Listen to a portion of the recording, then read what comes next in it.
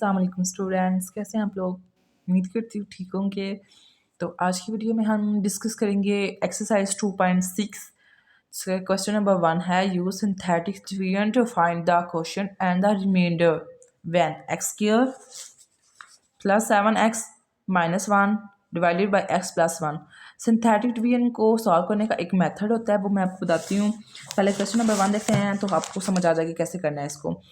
जो हमारे पास ये चीज़ होती है, ये इक्वेशन होती है, इसको हमने इसके साथ जो कांस्टेंट होंगे उसकी वैल्यू अलग कर लें। एक्स के साथ क्या कांस्टेंट है हमारे पास है 1 और 7 है हमारे पास इसके साथ, और थर्ड वाला क्या है हमारे पास -1, और जिसके साथ हमने डिवाइड करना है। पहले इसको सॉल्व करते हैं। x प्लस 1 है तो x plus 1 is equal to हम इसको लेट करेंगे 0 के इक्वल लेट करेंगे, ठीक है ना। तो x ये +1 है तो हमारे पास क्या बन जाएगा -1, और यहाँ पे x की जगह x इज इक्वल टू -1 है। और सिंथेटिक डिवीजन को इसको हम उर्दू में तरकीबी तकसीम बोलते हैं। तरकीबी तकसीम को सॉल्व करने के लिए हम पहले क्या करेंगे, इस तरह लगाएं इसको। जो हमारे वैल्यू जो इसके कांस्टेंट देते हैं वो हम यहाँ पे लिखेंगे 1, 7 और -1, और हमने इसको -1 के साथ क्या करना है, डिवाइड करना है। जो इसकी कांस्टेंट होंगे वो हम यहाँ पे पुट रखेंगे, और जो दूसरी जिसके साथ हमें डिवाइड करना है उसका पहले हम इसकी वैल्यू फाइंड कर। एक्स इक्वल होता है -1। अब हमने इस -1 के साथ इसको डिवाइड करना है। इसको सॉल्व करने का पहला मेथड जो है, जो पहली वाली वैल्यू होती है वो एज इट इज़ नीचे आ जाती है, इसको मल्टीप्लाई नहीं करना, ये सेम एज इट इज यहाँ पे हम उतारते हैं। अब -1 को 1 के साथ मल्टीप्लाई करना है तो हमारे पास क्या आंसर आएगा -1। 7 में से -1 करेंगे तो हमारे पास आएगा 6। अब जो वैल्यू जो इसका ये आंसर है ना, इस -1 को इस आंसर के साथ मल्टीप्लाई करेंगे। -1 को 6 के साथ करेंगे तो हमारे पास क्या आएगा, -6 आ जाएगा। -6 और -1 हमारे पास क्या बन जाएगा, -7 बन जाएगा। तो इसका मतलब है जो हमारे पास लास्ट वाली वैल्यू रह जाती है वो हमारे पास क्या होता है, रिमाइंडर। वो क्या होता है, रिमाइंडर।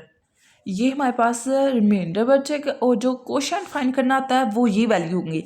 अब देखिए रिमाइंडर हमारे पास क्या है, इज इक्वल टू -7 है, और हमारे पास जो क्वोशिएंट है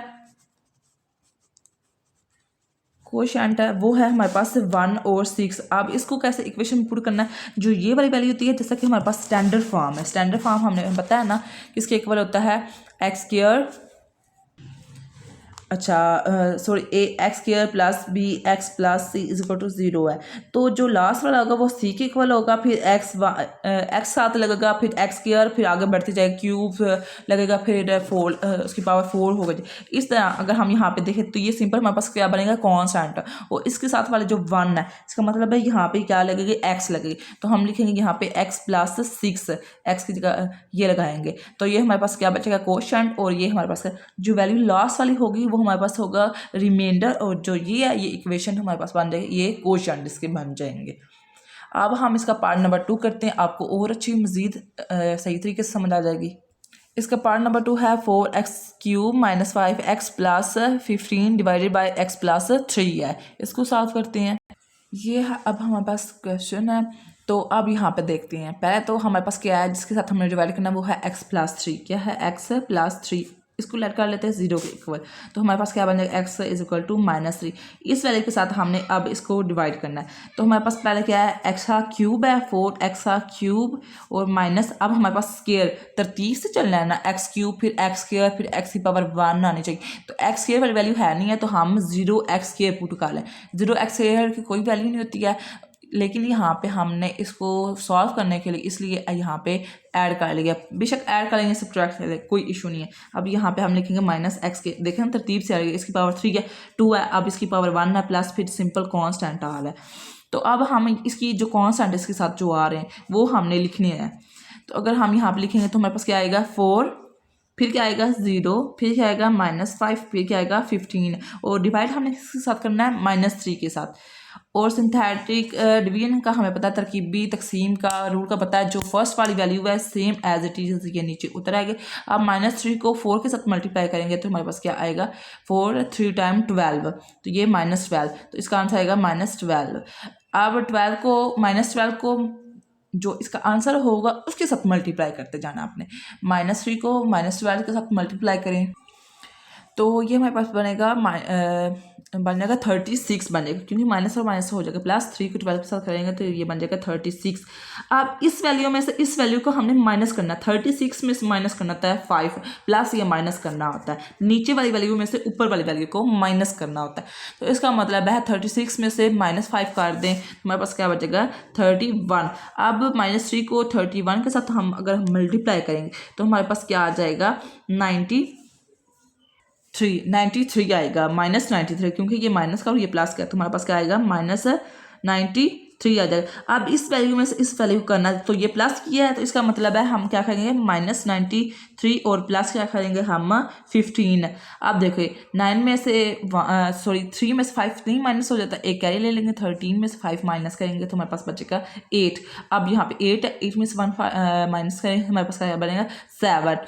तो यहाँ पे हमारे पास क्या बचेगा 78, लेकिन बड़ी वाली के साथ क्या है माइनस है, तो इसका मतलब है ये हम यहाँ पे माइनस, तो इसका मतलब जो लास्ट वाली वैल्यू वो हमारे पास क्या होता है रिमाइंडर, क्या होता है रिमाइंडर। और जो ये वाली है, जैसा कि मैंने अभी आपको बताया था, इक्वेशन में पहले कांस्टेंट आनी है, फिर इसकी पावर 1, फिर 2, फिर 3, फिर 4, 5, 6, 7 ऐसे आते जाए। तो यहाँ पे हमारे पास ये क्या बनेंगे सिंपल कांस्टेंट बनेंगे, इसके साथ क्या लगाएंगे x, और इसके साथ क्या लगाएंगे x का स्क्वायर, और ये हमारे पास रिमाइंडर और ये कोशेंट हमारे पास निकल। तो हम रिमाइंडर क्या लगाएंगे, हमारे पास क्या है रिमाइंडर, वो है हमारे पास -78, और कोशेंट क्या है हमारे पास, वो हमारे पास क्या आ रहा है, ये देखें, ये हमारे पास है 4 -12 और 31, 4x² माइनस आ रहा है ना -12x + 31। तो ये हमने इक्वेशन इसकी फाइंड कर, इसका रिमाइंडर भी फाइंड कर ली और इसका क्वेश्चन भी फाइंड। अब इसका पार्ट नंबर 3 करते हैं। इसका पार्ट नंबर 3 है हमारे पास x³ + x² - 3x + 2 divided by, हमें इसके साथ करना है x - 2 के साथ करना है। तो इसको पहले हम देख लेते हैं, इस इक्वेशन को तो लेट कर लेते हैं हम, x - 2 = 0 है, तो x हमारे पास क्या आ जाएगा 2, पॉजिटिव 2 वैल्यू बन जाएगी इसकी। तो अब इसको देखते हैं, ये हमारे पास क्या बन रहा है x² - 3x + 2 है। तो इसके साथ क्या हमारे पास वैल्यू है 1 है, 1 लिखेंगे, x के साथ कोई वैल्यू नहीं है, इसका मतलब है ये भी 1 है, x के साथ क्या है -3 और फिर ये क्या बनेगा 2 बन जाएगा, क्योंकि हमने इसके साथ जो कांस्टेंट है वो लेने होते हैं। और अब अगर हम देखें तो हमने किसके साथ डिवाइड करना है, इसको 2 के साथ। वो फर्स्ट रूल क्या है हमारे पास, जो फर्स्ट वैल्यू थी वो एज इट इज उतर आती है, और अब 2 को 1 के साथ मल्टीप्लाई करेंगे तो क्या आ जाएगा 2। अब 2 + 1 क्या बनेगा 3। अब 2 को 3 के साथ मल्टीप्लाई करेंगे तो हमारे पास क्या आंसर आएगा 2 3 × 6। अब ये प्लस का 6 है और -3, 6 - 3 क्या आ जाएगा हमारे पास आ जाएगा 3।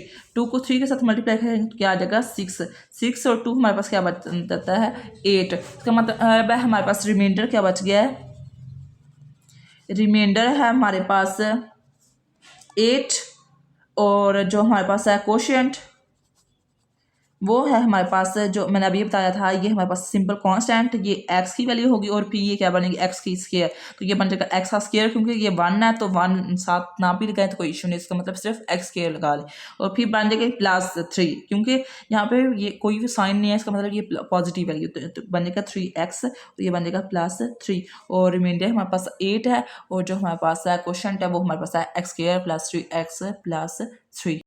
होप सो आपको समझ आई होगी, बहुत इजी क्वेश्चन है, आप इसकी प्रैक्टिस करिएगा तो इंशाल्लाह आपको अच्छे से समझ आ जाएगी।